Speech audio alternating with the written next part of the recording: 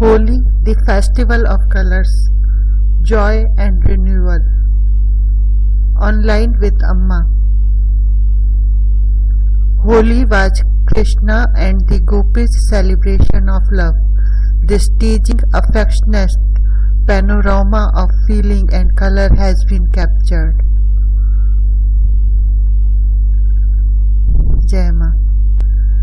Holi is an extremely popular festival of India and it is common to all sections of society, with its origin going back to ancient times. Also known as Holika, it has been mentioned in very early religious texts such as Jaiminis, Purva Mimamsa Sutras and others. It must have therefore existed several centuries before the Common Era and has been common all over India for millennia.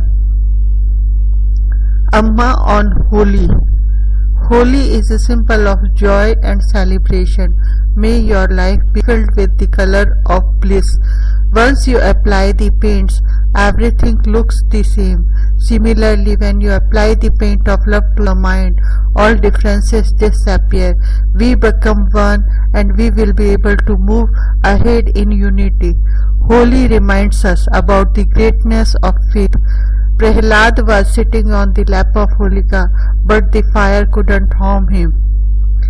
That was due to the unshakable faith Prahlada had in the Lord. May my children's faith be similarly formed. Amma prays to the Paramatman that this be so. The festival.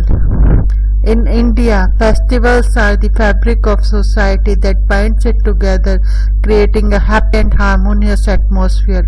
All the festivals carries within them social, religious and spiritual messages. Even so, in the scheme of things, Holi has a special place and purpose. In most cases, festivals involve fasting and other austerities, but in the case of Holi, the opposite is the case. It is the time of the year when we are given free rein to express our desires and release some pressure by acting out in a controlled manner what has been building inside us for the rest of the year. Like a pressure cooker might explode if not taken care to let out some steam. Likewise, the festival of Holi serves the same in our psychological makeup. In this way, we clean the slate in order to begin the new year afresh without stagnated and repressed vasanas pulling us down. The purpose of Holi is not to celebrate only the positive emotions, but in some cases it serves as a legitimate way of expressing negative emotions might also be called for. In such a tradition, on Holi it is not completely unheard of to slap someone gently who has been a source of consternation to us during the rest of the year. Naturally, this should not be used as an excuse for wanton, erratic behavior and should be done with a spirit of good humor, as Holi is after a festival of friendship and joy, with the express purpose of healing society and preventing negative tendencies from overwhelming us. Another aspect of Holi is to help us break the barriers we have built around ourselves and our ego. Usually we are very protective of our personal space and will not let anyone violate that. During Holi, such rules do not apply, and the whole purpose is to behave in such a way as to bring down those walls in ourselves and others and let go. Suddenly there is no difference between us and others. We slip into a state of oneness in which everyone is equal. This is the special beauty of Holi. Worship of fire is also an important part of Holi, as in this process we offer our vasanas to Agni in order to transcend them eventually. Worshipping the fire during Holi also ushers in the warm season ahead as we move to the new year. marking the end of winter and the abundance of the upcoming spring harvest season. The colors of Holi are also a reflection of our joyful emotions and desires being now freely expressed. In the olden days, the colors themselves that were used were natural and organic, thus serving the dual purpose of being healthy for the body as well as healing our psyche. Nowadays, this is not the case, as the artificial colors we use are rather harmful and even toxic. The Ayurvedic principle has been lost. Like all Indian and Hindu festivals, Holi is inextricably linked to mythical tales and commemorates the victory of good over evil. There are at least 3 legends that are directly associated with the festival of colors: the Holika Hiranyakashipu Prahlada episode, Lord Shiva's killing of Kamadev, and the story of the ogress Dhundi. Story of Prahlada. Hiranyakashipu was king of the Asuras. Hiranyakashipu's brother had been slain by Lord Vishnu for terrorizing god and goddesses. As a result, Hiranyakashipu wanted to destroy Lord Vishnu and keep the other gods subdued. He told his soldiers to crush all those who worshipped Vishnu, but Vishnu protected his devotees.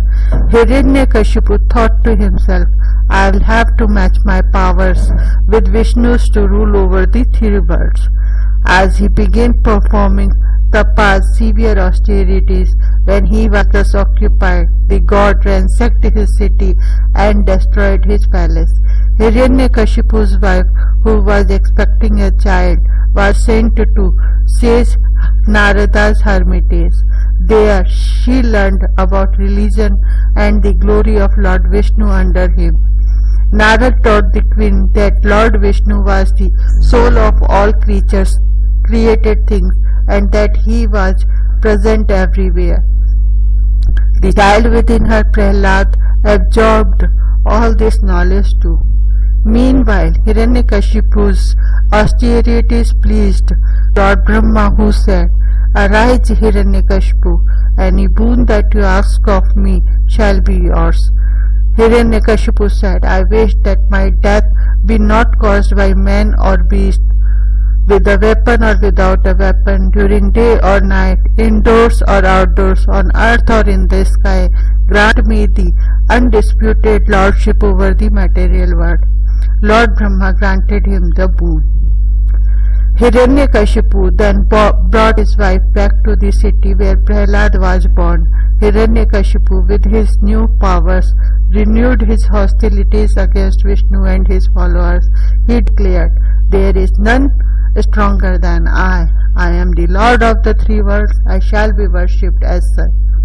In the meantime, Prahlada was growing up and was the apple of Hiranyakashipu's eye. He asked Prahlada, Son, tell me, what do you think is the best thing in life? To which Prahlada replied, to renounce the world and seek refuge in Vishnu. Hearing this, Hiranyakashipu laughed. He called aside his son's teacher and said to him, Guard him closely. I think the followers of Vishnu are secretly influencing him. Do not let him out of your sight.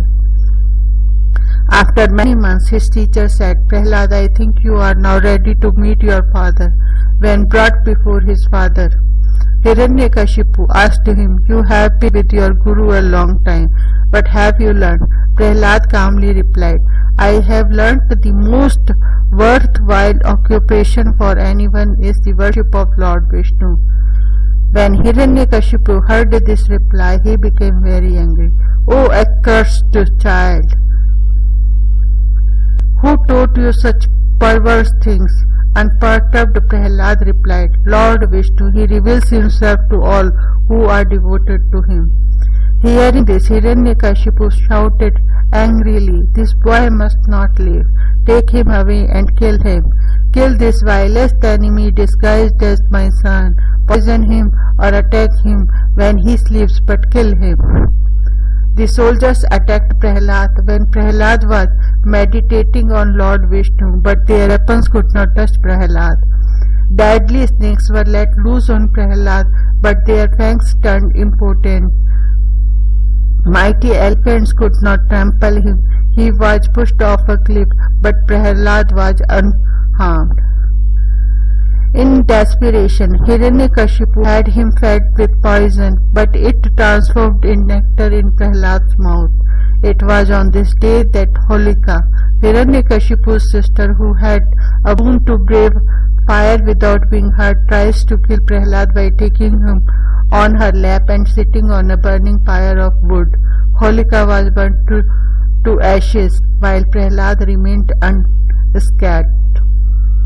Thus, the Holi festival signifies the burning of self-conceit, selfishness, greed, lust, hatred, and all other negative tendencies and actions, and the victory of righteous forces over demonic forces. In the case of Prahlad, his father was unimaginably cruel towards him, yet his faith gave him shelter and protected him. The monstrosity of Hiranyakashipu was more than most could endure, but Prahlad kept praying to the Lord, who eventually in the form of Narasimha destroyed Hiranyakashipu and installed Prahlad on the throne, who then went on to rule wisely for many years. The moral of this story is that whatever adversities life may bring forth, our faith should remain unwavering. The rituals. There are practically no religious observances such as fasting or worship on Holi. Generally, a log of wood will be kept in a prominent public place on the Vasanta Panchami day, Magha Shukla Panchami, almost 40 days before the Holi festival. An image of Holika with child Prahlad on her lap is also kept on the log. Holika's image is made of combustible materials, where Prahlad's image is made of non-combustible ones. People go on throwing twigs and other combustible materials onto the log as it burns. On the night of Falgun Purnima, it is set alight in a simple ceremony, during which the Rakshogan mantras of the Rig Veda are sometimes chanted to ward off all evil spirits. Coconuts and coins are also thrown into this bonfire. The next morning, the ashes from the bonfires are collected as prasad, consecrated material, and smeared on the limbs of the body. Tinned coconut, if any, are also collected and eaten. In some houses, the image of Kamadeva, the god of desire, is kept in the yard and a simple worship is offered. A mixture of mango blossoms and sandalwood paste is partaken as prasad. The day Falgun Krishna Pratipada is observed as a day of revelry, during which people throw gulal or colored water or perfumed colored powder on each other. Holi in Bengal. The people of Bengal observes this festival in a quiet and dignified manner as Dola Purnima or Dhola Yatra, the festivals of the swing. The festival said to have been initiated by King Indradyumna in Vrindavan is spread over 3 to 5 days starting from the Shukla Chaturdashi of Falguna. The main feature of this festival are a celebration in honor of Agni and the worship of Govinda, Krishna, an image of whom is placed on a swing. The swing is to be rocked 21 times at the end of the festival. Also, the fire kindled on the first day is to be preserved till the last day. The day is also celebrated as the birthday of Sri Krishna Chaitanya. Other folklore associated with Holi. Holi was at first a ritual performed by married women for the happiness and well-being of their families. They worshipped the full moon deity. Thus, the full moon festival of Holika gradually became a festival of merrymaking, announcing the commencement of the spring season. Here we see how beautifully the Indian festivals entwine with the natural cycle. marking important advent of the solar year. All the festivals are coordinated in such a manner as to give people a feeling of participating in a cycle larger than themselves, and in so helping to tune in with the cosmic forces inherent in nature. The following perhaps explains the other name of the festivals, Vasant Mahotsav and Kama Mahotsav. According to the stories in the Puranas and various local legends, this day is important for three reasons. It was on this day that Lord Shiva opened his third eye and reduced Kamdeva to ashes. It was also on this day that an ogress called Dhundi, who was troubling the children in the kingdom of Ritu or Raghu, was made to run for her life by the shouts and pranks of the mischievous boys.